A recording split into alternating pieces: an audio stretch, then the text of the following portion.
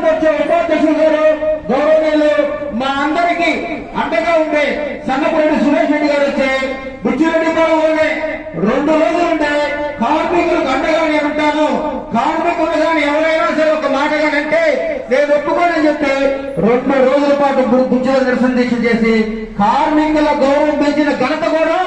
ఆ రోజు మా సురేష్ రెడ్డి గారి. ఆ రోజు కార్మికులంటే లెక్క లేకుండా పారిశుద్ధ్య కార్మికులు చెడు చూపు చూస్తుంటే ఈ బుచ్చిరెడ్డి పనులు ఉన్న ఆ రోజు పాలక వర్గానికి కానీ అధికారులకు కానీ పోలీసులు సైతం లెక్క చేయకుండా పోలీసులు సైతం లెక్క చేయకుండా వాళ్ళు ఇక్కడ నిరాహార దీక్ష కూర్చోడానికి లేదు, మేము ఒప్పుకోమని చెప్తే పంచాయతీ ఆఫీస్ ఎదురుగా అంబేద్కర్ భవన్ ముందు శ్యామయ్య నేర్చుకొని మాతోటి నేల మీద కూర్చొని పారిశుద్ధ్య కార్మికుల సమస్యలు తీరిస్తేనే నేను నిలిచిపోతాను, పారిశుద్ధ్య కార్మికులు తెరవకపోతే అవార్డు నిర్వహణ కూర్చుంటానని చెప్పి ఆ రోజు కార్మికులకు అండగా ఉండి గౌరవాన్ని నిలిపినటువంటి ఘనత కూడా సురేష్ రెడ్డి గారిది. ఆ రోజు సురేష్ రెడ్డి గారు మన గ్రామ పంచాయతీ ముందు నిలుచుకొని నిరాహార దీక్ష చేసి రాష్ట్రంలో ధర్నా చేపట్టే ఈ రోజు కూడా